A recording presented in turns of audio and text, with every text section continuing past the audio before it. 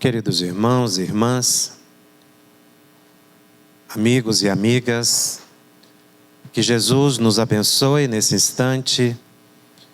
Quero agradecer imensamente o convite que nos foi feito pelo nosso querido amigo Alisson para participarmos deste evento, a sua terceira edição, temático, trazendo a questão da mediunidade nos seus mais diversos aspectos. E a nós ficamos encarregados de um tema realmente palpitante, que, em geral,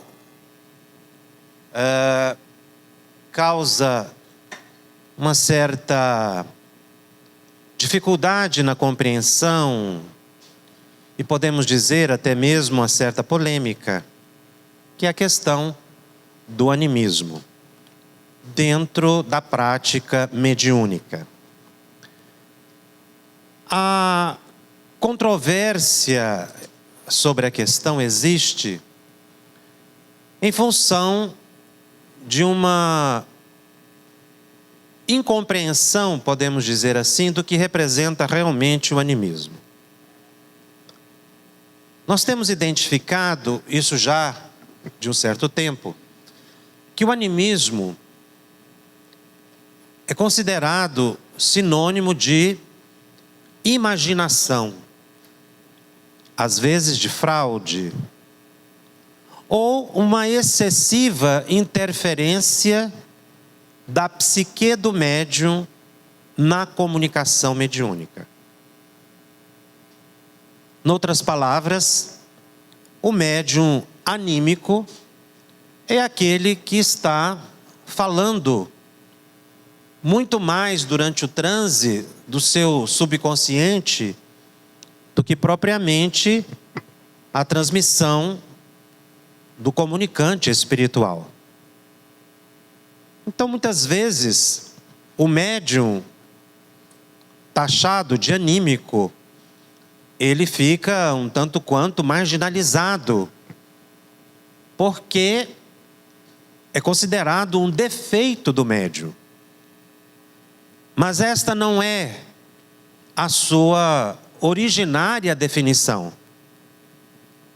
Animismo não é defeito do médium. Animismo, no seu sentido técnico, não é imaginação. É preciso retomarmos a origem da expressão, que nasceu com o psiquista russo, o pesquisador Alexandre Aksakov,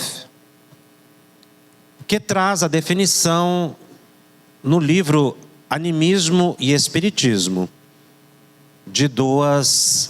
em dois volumes. Na verdade, Aksakov escreve esse tratado de estudo de mediunidade, o animismo e o espiritismo, tocando num ponto muito importante na própria origem do espiritismo. Porque havia uma polêmica à época de Kardec. Aqueles que admitiam o fenômeno mediúnico, a intervenção dos espíritos, mas havia um grupo muito grande que reconhecia a possibilidade da produção de fenômeno, movimento de objetos, a psicografia, a psicofonia. No entanto, atribuía tudo isso à mente do médium. Então havia uma divisão muito grande nessa questão. E todas as vezes que se falava de espiritismo, então os detratores colocavam a questão dessa forma.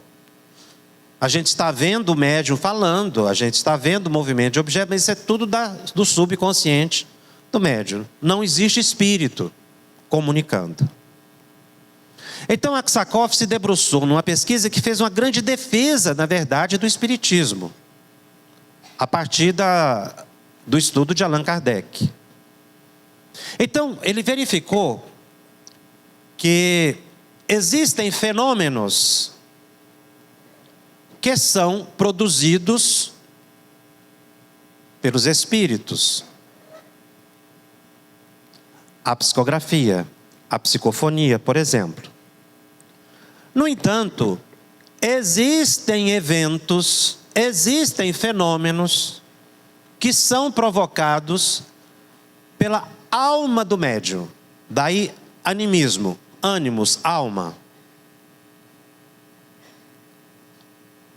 Esta questão de fenômenos produzidos pela alma do médium já havia sido estudado por Allan Kardec no Livro dos Médiuns.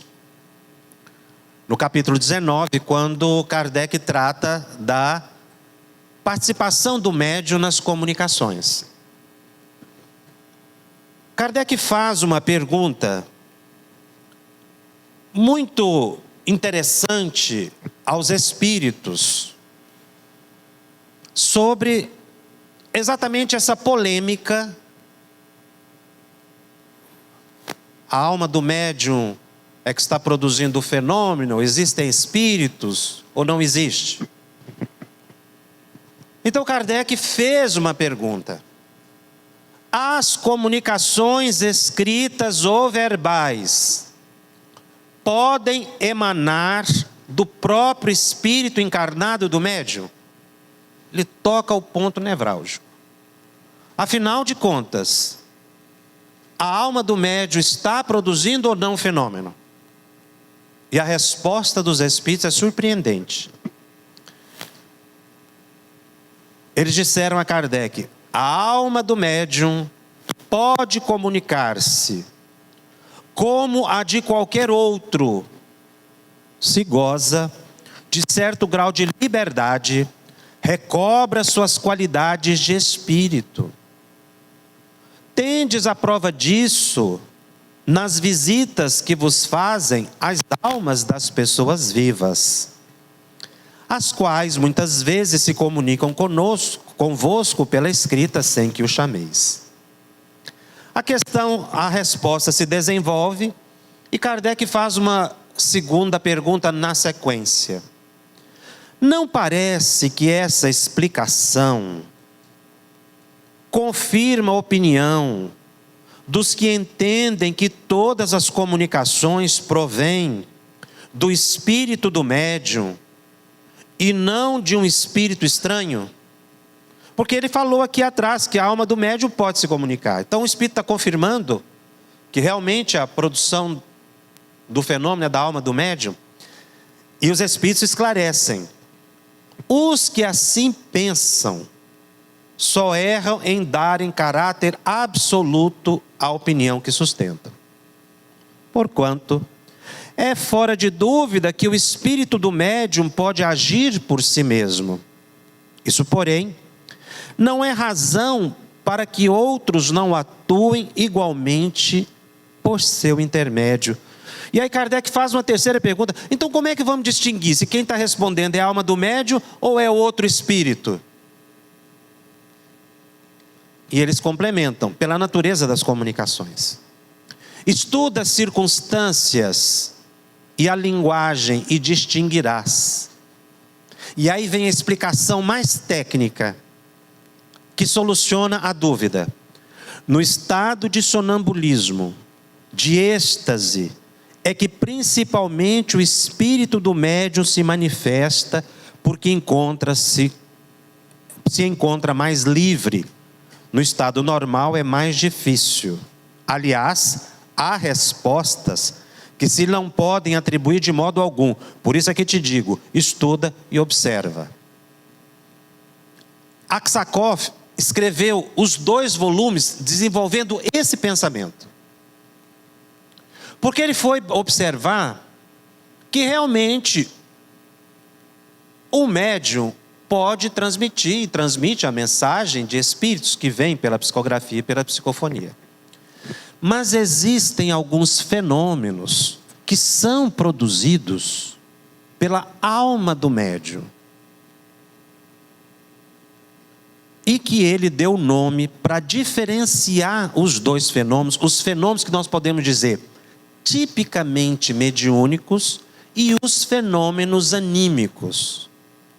Os tipicamente mediúnicos são Psicografia, psicofonia, por exemplo, em que tem um espírito que se aproxima do médium e transmite a mensagem. E os tipicamente anímicos, que a alma do médium, quando se afasta do corpo, pode se comunicar, pode se deslocar, porque nós somos livres. É por isso que o Espírito disse aqui a Kardec, no sonambulismo é que isso acontece. Então, Aksakov verificou que os fenômenos anímicos, os produzidos pela alma do médium, são basicamente o desdobramento, a vidência, a bicorporeidade, o êxtase. Esses são os fenômenos anímicos. Não tem nada a ver com defeito de médium. São os fenômenos produzidos pela alma do médium. Por exemplo, na questão da vidência. Quem está vendo através do médium? Ou é a alma do médium que está vendo? É a alma do médium que está vendo. É o médium que está vendo, psiquicamente, porque a visão é sempre mental. Mas não tem um espírito vendo através do...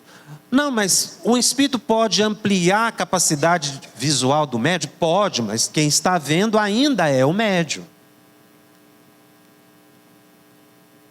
Quem não conhece os fenômenos produzidos por Eurípides Barçanufo, de Sacramento, Minas Gerais, em que ele dormia, às vezes até durante a aula, baixava a cabeça na mesa e dormia. Quem observasse, ele estava dormindo. Os alunos já compreendiam isso e ficavam quietinhos, porque ele já era muito conhecido por esse fenômeno. Mas ao dormir, aparentemente, a alma, seu Eurípides, se afastava do corpo, ia a longa distância, atendia um doente e às vezes fazia um parto. Plenamente materializado. Conversava com as pessoas, tocava nas pessoas. Ele estava então num fenômeno de desdobramento. Ele afastou-se do corpo. E ao sair do corpo, ele se materializava. Então ali ele estava em desdobramento e materializava, que se chama de bicorporeidade, porque ele estava materializado. Este fenômeno que é anímico. Porque era a alma de seu Eurípides que estava produzindo o fenômeno. Ah, mas tinha espírito ajudando seu Eurípides? Não tenho a menor dúvida. Mas era a alma dele. O que Aksakov analisava era o fenômeno, tecnicamente falando. Este tipo de fenômeno é chamado de fenômeno anímico. A alma do médium produzindo o fenômeno. Que é um fenômeno que a gente vê toda semana em reunião mediúnica. Quem participa de reunião mediúnica vê comumente os médiuns se desdobrando. E os espíritos explicam, no caso principalmente do sonambulismo e do êxtase, porque exatamente para que a alma se afaste do corpo, é preciso que o corpo fique numa completa passividade, dormindo. Só que, no caso do desdobramento, ao entrar nesse estado de sono provocado pelos espíritos, efetivamente, a alma do médium, o médium ali não dorme, como um sono natural. Que, aliás, é uma forma de diferenciar a questão. Porque tem pessoas que sentem um sono incontrolável na reunião mediúnica. E acordam só quando termina a reunião mediúnica. Não falta a reunião mediúnica, porque só dormem na reunião mediúnica. Não dormem em casa. Apaga a luz, coloca a música, esfria o ambiente. Não há quem aguente. Dorme. Isso. Este tipo de sono é o sono natural, que causa grande perturbação para a reunião, porque a pessoa realmente sai do corpo, ela desdobra, mas incontroladamente, sem uma supervisão espiritual. Porque todas as vezes que a gente dorme, a gente afasta do corpo. Agora, quando o fenômeno é controlado pelos benfeitores espirituais, acontece algo diferente, porque a pessoa também sente um sono incontrolável, mas quem é médium de desdobramento vai entender o que eu vou dizer. Ao invés de dormir, a mente fica ativa. Parece que a pessoa vê espíritos, ela fica mais antenada, digamos assim, mais perceptiva do que realmente se estivesse num sono natural em que a pessoa não vê nada. Então aí a pessoa, ela vê-se fora do corpo, ela sai da reunião mediúnica, vai a alguns lugares prestar uma assistência a espíritos sofredores, visita colônias espirituais, outros ambientes, que é exatamente o desdobramento. Nesse momento em que o médium se afasta do corpo, se ele se materializar como Eurípides Barçanufo, ocorre então a bicorporeidade. Então é um fenômeno muito natural, é um fenômeno anímico, produzido pela alma do médium, que foi a busca de definição de Alexandre Aksakov e que é a posição colocada por André Luiz no livro Mecanismos da Mediunidade, quando ele estuda o fenômeno do animismo, exatamente mostrando que são aqueles produzidos pela alma do médium. Então, nós não podemos considerar como defeito do médium. Houve ao longo do tempo, sobretudo aqui no Brasil, uma alteração no sentido originário do termo, que passou a ser colocado como anímico o médium que tem uma imaginação exagerada. Mas não é isso. Então, na reunião mediúnica, comumente na casa espírita, nós temos duas naturezas de fenômenos. Os fenômenos tipicamente mediúnicos e os fenômenos tipicamente anímicos, que a gente pode colocar no grupo esses que eu mencionei, porque quando a pessoa ela se desdobra, ela se afasta do corpo, ela pode ficar ao lado do corpo, perfeitamente. Ela pode sair da sala mediúnica e ir a um outro lugar. Ou ela pode, o indivíduo, o médium, afastando-se do corpo, pode se comunicar pelo próprio corpo. Que foi o que os espíritos disseram aqui para Kardec. Ele pode se comunicar pelo próprio corpo, porque ele é um espírito que está fora do corpo. Então, viram, quando a gente se afasta do corpo, quando o médium afasta do corpo, podem acontecer várias coisas. Ou ele fica quietinho do lado, não acontece nada. Ou ele sai da sala e de lá transmite informações, e aí o corpo físico funciona como uma caixa de som, como se eu fosse aqui para a sala ao lado com esse microfone e descrevesse o que eu estivesse vendo lá. Então o médium tem evidência, tem uma clarividência, uma clareaudiência, transmite um recado: olha, eu estou aqui, tem um espírito dessa forma, está me dizendo isso. Então, a pessoa se afasta, ela pode ficar ali do lado, ela pode transmitir informações através do próprio corpo, ou incorporar no próprio corpo. Na reunião mediúnica isso é controlado, os espíritos benfeitores, os superiores, permitem isso, porque existem informações muitas vezes no subconsciente do médium que são relevantes, de outras vidas. E a mensagem é transmitida. E às vezes o grupo nem percebe que ela foi uma transmissão psíquica do subconsciente do médium em função de existências passadas. Nem o médium às vezes percebe isso. Porque precisaria de uma lucidez muito grande, um autoconhecimento. Então, a alma do médium pode se comunicar perfeitamente. Na reunião mediúnica, como eu disse, de forma controlada. Mas isso pode acontecer em casa. E a gente vê isso acontecendo em casa, que são o caso aqui nos referindo aos sonâmbulos. O sonambulismo, que é tão comum na infância, nada mais é do que a alma da criança médium que se afasta do corpo. E então, manifesta-se através do próprio corpo, andando, conversando, e depois, quando sai desse estado de transe, porque isso é um transe, é um estado de consciência alterado, é um transe, portanto, então, quando sai dessa condição, não se lembra do que aconteceu, porque ele estava manifestando através do próprio corpo. Não se lembra, ou lembra parcialmente, porque as captações psíquicas do cérebro perispiritual são mais amplas do que do cérebro físico. E quando a pessoa volta para o corpo, lembra apenas uma parte do que aconteceu, não é? Então, a pessoa anda, conversa, e daí a pouco não se lembra do que aconteceu, do ocorrido.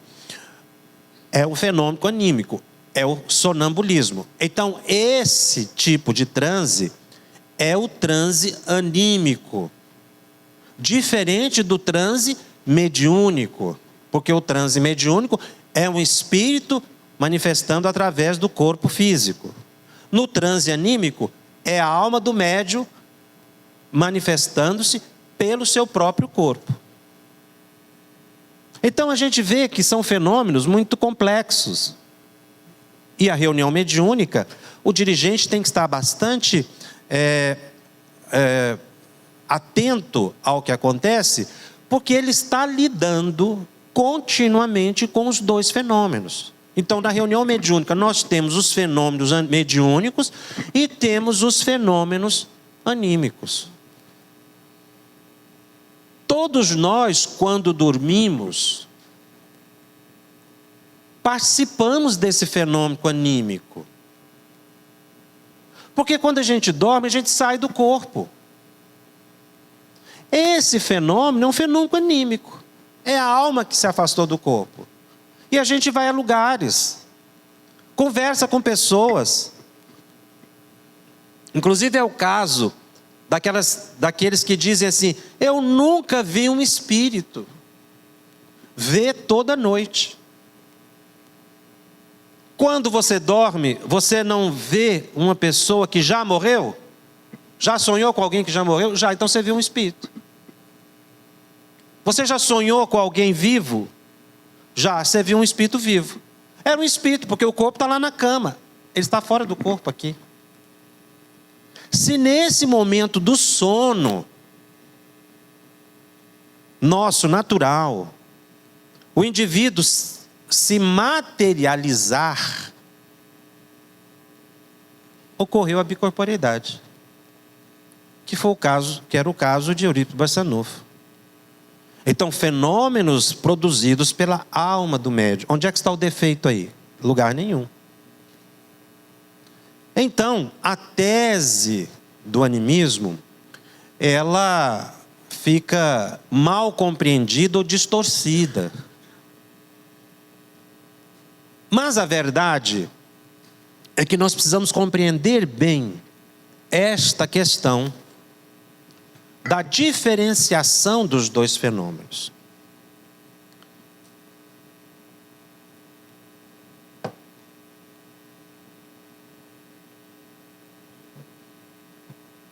Feita essa explicação inicial,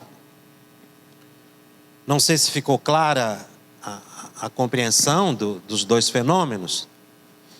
Então agora eu vou complicar um pouquinho, pode? Acontece que em toda transmissão mediúnica,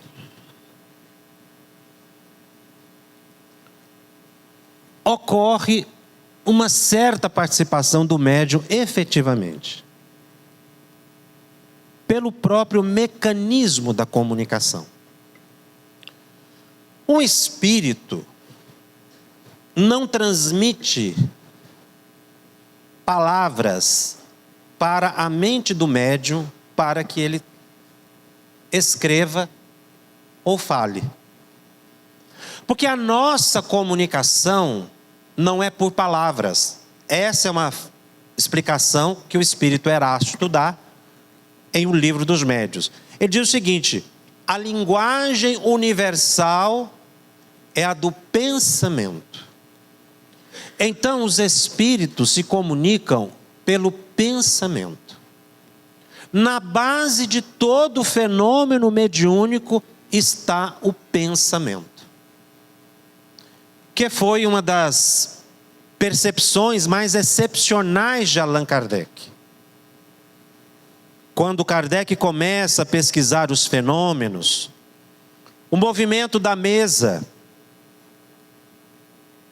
ele via as teclas do piano se movendo, ele via as mãos materializadas dos espíritos sobre as teclas do piano movimentando. Então ele queria saber como era possível que um ser imaterial, um espírito, pudesse atuar na matéria. E ele pergunta aos espíritos: como é que vocês conseguem tocar o piano? Nós vemos as mãos materializadas, as teclas do piano abaixando. É com as mãos que vocês movimentam? E os espíritos responderam a Kardec: nós não tocamos as teclas do piano com as mãos, porque nós não temos mais mãos. Então como é que vocês movimentam? É pela nossa vontade. É pelo nosso pensamento. Mas como é que o pensamento, que é imaterial, pode movimentar algo material? E eles responderam: pensamento é matéria, que atua sobre uma outra matéria chamada fluido cósmico universal, através do perispírito nosso e do médium. Nós impulsionamos, nós desejamos, nós pensamos, queremos, desejamos que as teclas do piano se movam, e elas se movem, porque é um impulso psíquico. André Luiz chama de matéria mental, em que o pensamento é capaz de atuar sobre esse fluido que permeia o universo, o fluido cósmico universal, e atua no movimento do objeto. Todas as vezes que Kardec buscava a origem de um fenômeno, ele chegava num ponto comum: o pensamento. Então, como é que o vaso de flores se movimenta? Nós pensamos, nós desejamos que ele se movimente, e ele movimenta. Na psicografia, o que acontece? Nós nos aproximamos do médium, emitimos um pensamento, e ele capta e escreve. E na fala mediúnica, na psicofonia, nós transmitimos o pensamento e ele fala. Na materialização, nós pensamos, nós desejamos. Então, na origem de todo fenômeno mediúnico está o pensamento.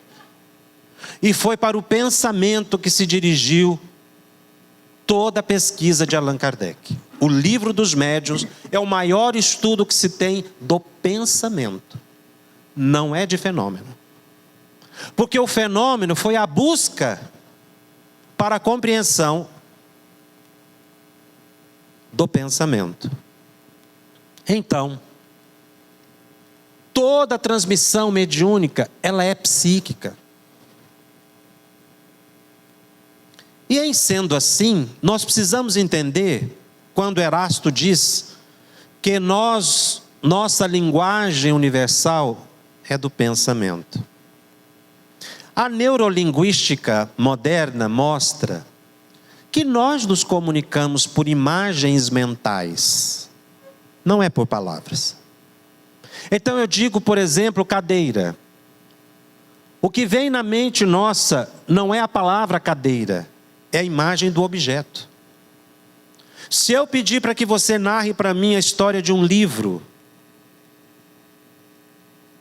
nós não vamos nos lembrar, ou você não vai se lembrar das palavras do livro, mas das imagens que aquelas palavras foram capazes de criar no seu pensamento. Então a gente comunica, nós nos comunicamos por imagens mentais. Se a gente não entender o significado da palavra, a gente não entendeu a frase e não há comunicação. É preciso que haja uma compreensão da imagem, o significado de cada elemento de uma fala. E é assim que os espíritos se comunicam. André Luiz assiste um fenômeno quando ele visita um lar de uma médium. Ele observou, ali no momento do culto do evangelho no lar, algo muito curioso, a propósito da questão que estamos tratando. Ele viu o mentor daquela médium, ela falava para as crianças, para os filhos. Desdobrava ali o evangelho. Então o mentor transmitia para ela o pensamento. André Luiz diz que o espírito falava maravilhas. Mas aquela senhora captava apenas uma parte e transmitia muito menos do que o espírito pretendia falar. E aí abre-se um leque de estudos sobre essa questão, entre a transmissão mediúnica e a capacidade de transmissão da mensagem. Estudado por Allan Kardec no capítulo que eu já me referi, que é o papel do médium nas comunicações, porque a palavra animismo, ela não surge na obra da codificação, ela vem com Aksakov anos depois. Mas o tema foi estudado, como eu li aqui a questão, o papel do médium nas comunicações é o estudo do fenômeno anímico. Porque Kardec verificou o seguinte: é preciso que tenha a intenção do espírito se comunicar. Mas é preciso também que o médium tenha uma capacidade de transmissão daquela mensagem, que ele chamou de capacidade interpretativa. Não basta ver uma imagem espiritual. É preciso ter capacidade de tradução daquela percepção mediúnica.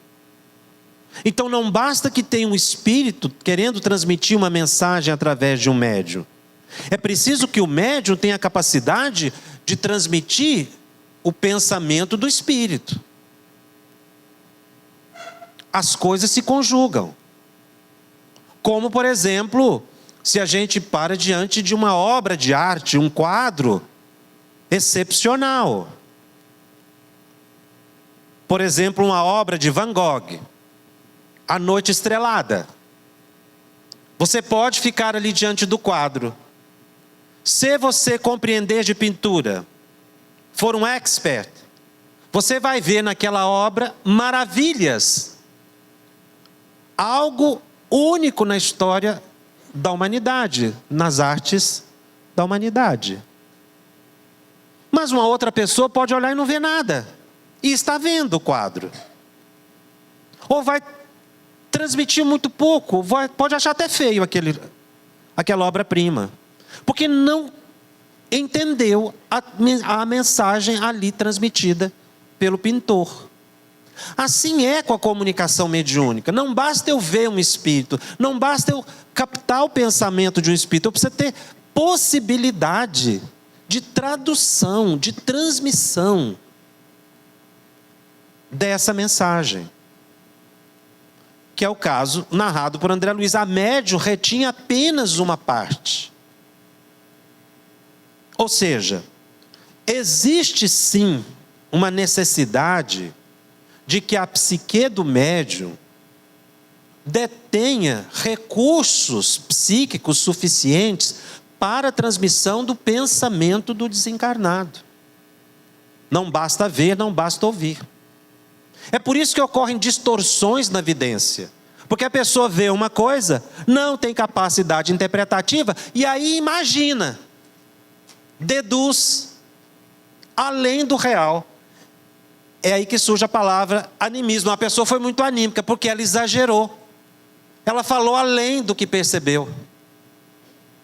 Então o defeito surge, a expressão surge como defeito nesse sentido.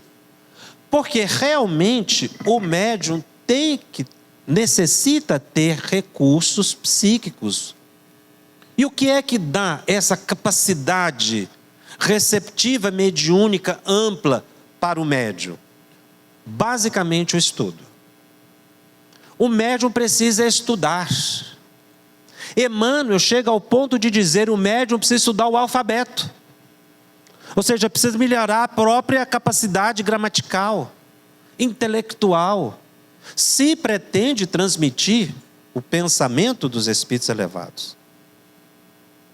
Divaldo Pereira Franco teve estudos básicos e menciona que estudou a vida toda. Ele se qualificou. Por quê? Porque ele precisava ter condições de transmissão do pensamento dos espíritos superiores. O mesmo ocorreu com Chico Xavier. Nunca deixaram de estudar obras importantes relacionadas à cultura, à gramática, à própria alfabetização. Porque o estudo foi básico, foi primário. No caso de Chico, do próprio Divaldo, a Ivone menciona a mesma coisa. Ou seja, o médium precisa se preparar para ter capacidade de transmissão do pensamento do espírito. Mas é preciso estudar espiritismo também. Porque sem ele entender a lógica espírita, ele parte para definições errôneas. Dias atrás, uma médium vidente veio conversar conosco, porque ela tinha visto uma imagem muito estranha na reunião mediúnica. Ela tinha visto muitos objetos sobre a mesa, e que deram assim muito de imagens até horripilantes. Então ela perguntou por que ela estava tendo aquela percepção. Então nós, analisando a partir da explicação dos espíritos, quando o médium, numa vidência, o vidente ele tem uma percepção nesse sentido, podem acontecer duas coisas. Ou ele está vendo uma realidade espiritual, ou ele está vendo a imagem provocada, criada pelo pensamento de alguém encarnado ou desencarnado. A sala da reunião mediúnica é a própria sala nossa. O ambiente não é diferente, a não ser alguns aparelhos que se coloquem ali, a presença dos espíritos. Mas André Luiz dá um exemplo muito interessante. Ele diz que assistiu uma reunião mediúnica e, de repente, uma médium descreve, pela vidência, uma escola. Ela estava vendo uma escola. André Luiz acha aquilo muito interessante, porque ele disse assim, mas não há uma escola aqui na sala. Como é que ela está vendo essa escola? Nem cabe essa escola aqui na sala. E ela está dizendo que está vendo a escola. E aí o mentor explica para ele, ela está vendo a imagem mental criada pelo mentor que quer estimular no grupo o trabalho com crianças. Então ela estava vendo uma imagem mental. Daí a pouco essa mesma médium, ela vê o marido desencarnado que tinha entrado na sala e conversa com ele. Ela viu uma realidade espiritual. Como é que eu vou saber a diferença? Pela lógica. Isso explicando para aquela médium que estava conversando conosco. Nós precisamos estudar espiritismo para desenvolvermos uma capacidade de raciocínio espírita sobre os fatos que a gente observa. Que Kardec chamou de lógica. Nós precisamos raciocinar de forma espírita e não com opinião própria. Sem estudo, a gente não consegue fazer isso. Então eu preciso fazer associações a partir do saber espírita, para ver se aquilo tem lógica. Então eu dizia a ela: você viu esses objetos sobre a mesa. Pelo que você está descrevendo, tem lógica? Esses objetos estariam aí? Ou poderia ser uma criação de de um pensamento? Ou você estaria vendo a imagem mental de um espírito no ambiente? Ela parou e pensou e disse assim: pela lógica, o que eu vi foi uma imagem mental, porque não justifica aquele objeto estar sobre a mesa. Mas isso a gente só consegue desenvolver a partir do estudo. Porque o fato mediúnico é único e individual. Cada um percebe de uma forma. Então, o médium, ele precisa desenvolver um senso crítico. Deixar aquela ilusão de acreditar em tudo que vê, em tudo que ouve. E começar a raciocinar com mais lógica sobre o que lhe vem à mente. É o raciocínio espírita sobre o fato. Tem lógica o que está me vindo à mente? Porque a transmissão telepática de um espírito com o médium é uma transmissão anímica que acontece o dia todo. Nós comunicamos psiquicamente o tempo todo, porque não paramos de pensar. No dia a dia, fora da reunião mediúnica. Porque são fenômenos produzidos pela alma do médium. Então, a esta capacidade que o médium oferece individual, de tradução do pensamento do espírito, é a parte ou é a contribuição da alma do médium na transmissão mediúnica. É anímica. Enrolei aqui?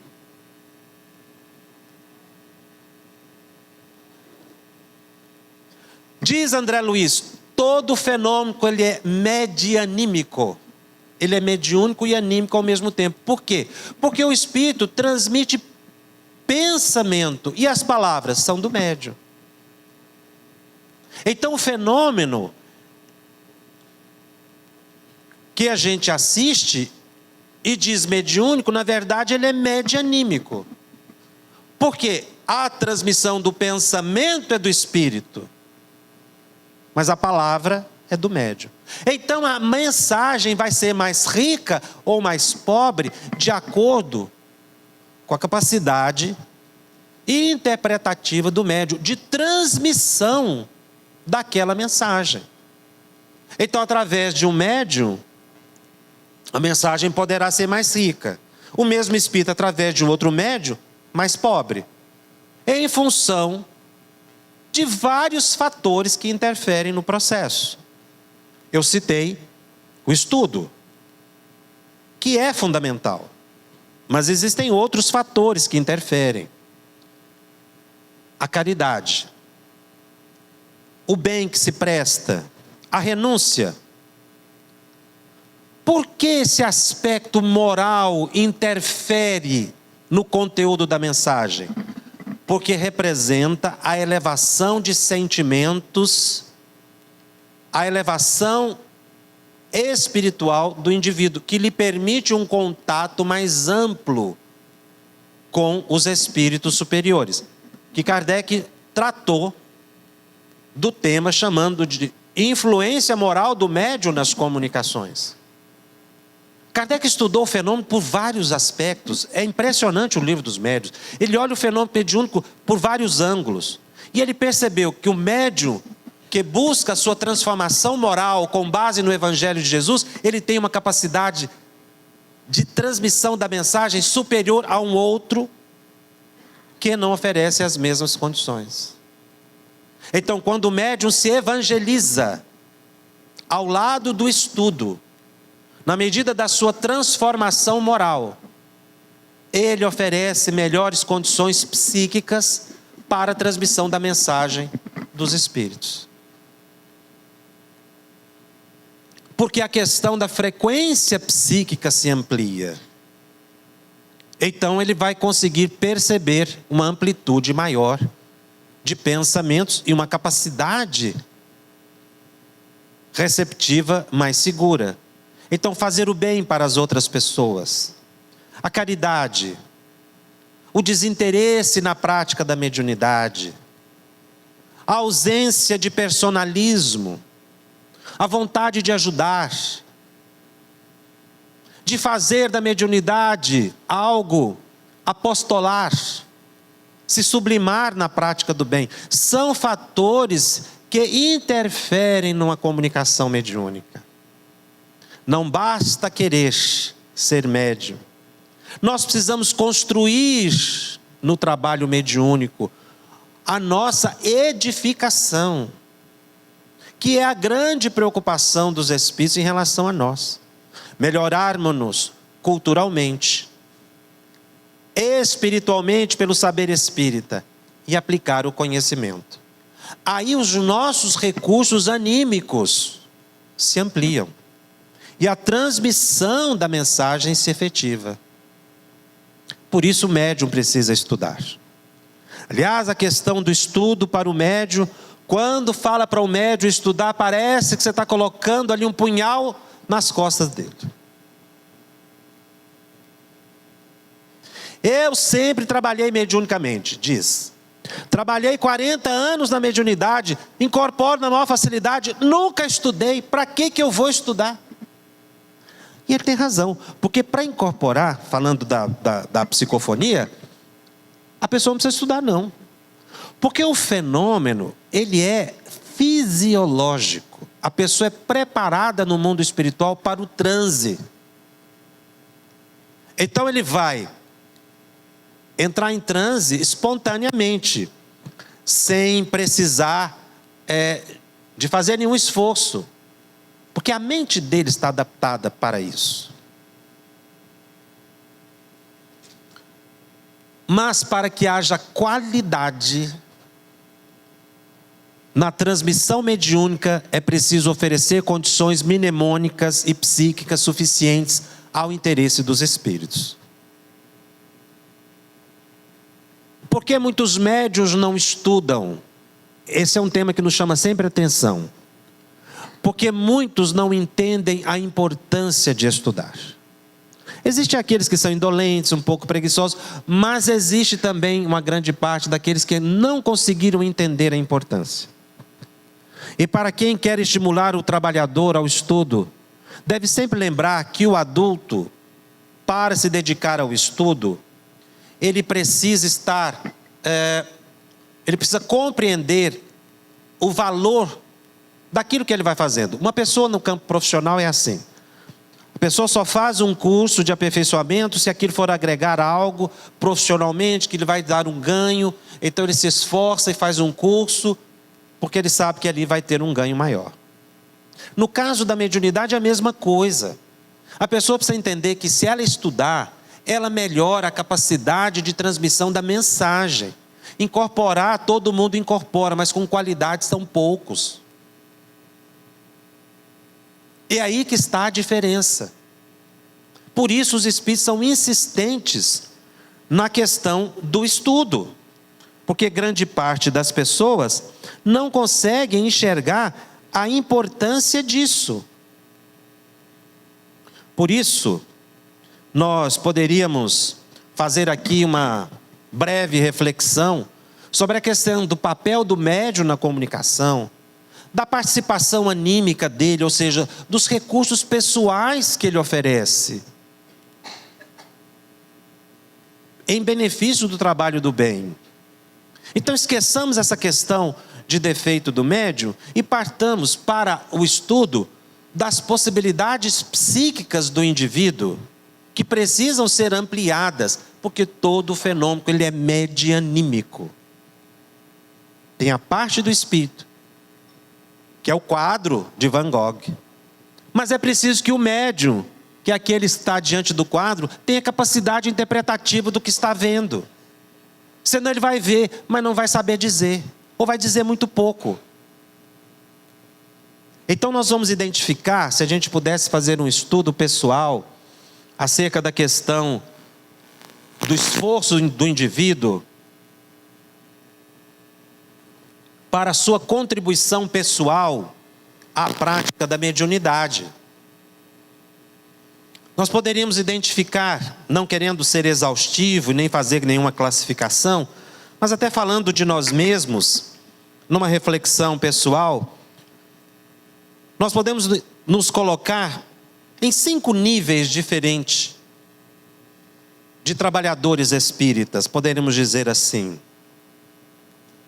O trabalhador espírita de nível 1 seria aquele que frequenta a reunião mediúnica, que já é uma coisa muito boa.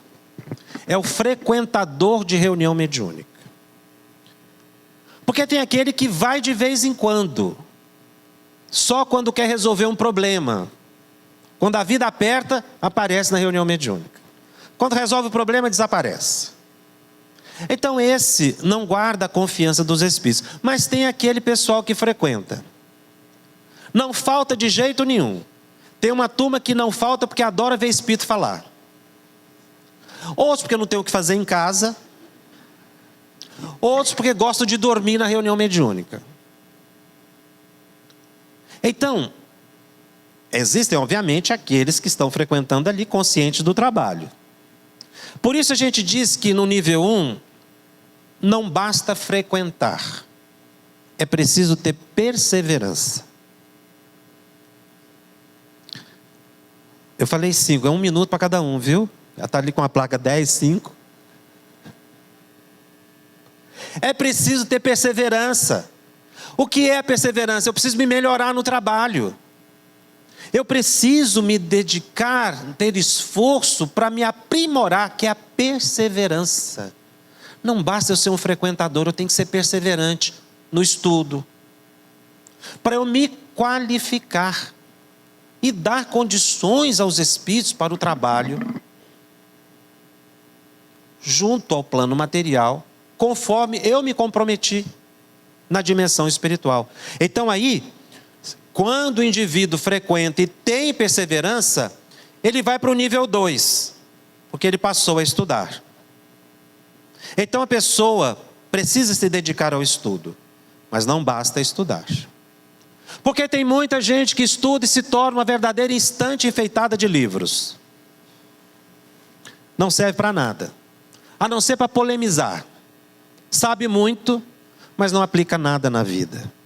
Então a gente precisa estudar e aplicar. Se esforçar para aplicar o que já aprendeu. Então nós estamos aí caminhando num processo de crescimento espiritual. E vamos para o nível 3, que é aquele que estuda, persevera, estuda, aplica o que sabe e trabalha na casa espírita. Porque existem aqueles que só vão à reunião mediúnica, não é suficiente. É preciso trabalhar junto das pessoas que necessitam. Fazer qualquer coisa, que seja auxiliar na limpeza do centro. Que aliás, muitas pessoas me perguntam, o que eu faço para que as vozes que estão na minha cabeça me deem uma paz, me deem uma trégua? Ocupe as mãos. Nada melhor para aplacar a mente agitada do que fazer alguma coisa. Concentre-se em algo. Então vá varrer o centro espírita. É uma excelente terapia. O centro está limpo, varra de novo. Porque quem está precisando é você, não é o centro. Porque assim você acalma a própria psique. Faça algo, leia um livro, assista um filme. A sua mente vai se asserenar. Por isso nós precisamos trabalhar em benefício do outro. Mas é preciso trabalhar dando de graça o que de graça se recebe, sem nenhuma pretensão. Sem ficar olhando se o outro está vendo o que você faz. É o trabalhador do nível 3.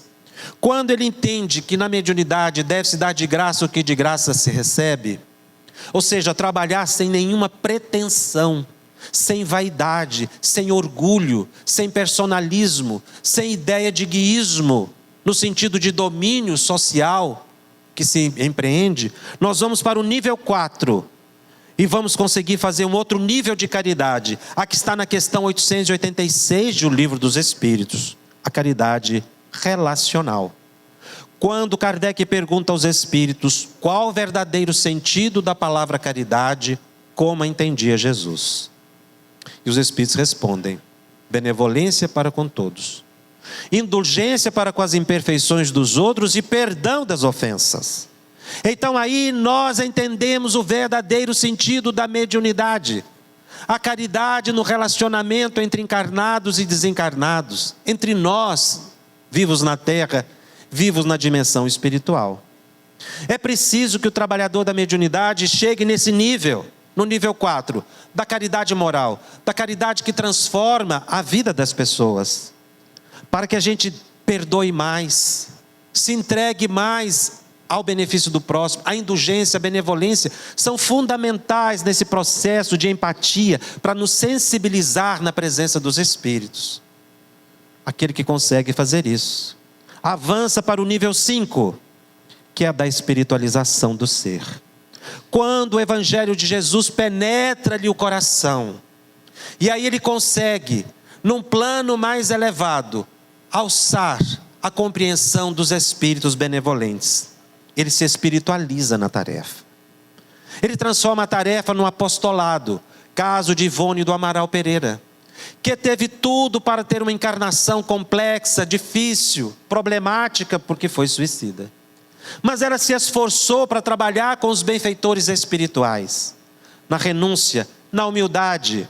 É o grande exemplo mais próximo de nós, de transformação moral, suficiente a ser uma médium de Charles, de Tolstói, de Leon Denis, porque ela tinha esse desejo, mas ela foi buscar no esforço de transformação pessoal, os recursos pessoais, e era médium com maior aspecto anímico que nós conhecemos.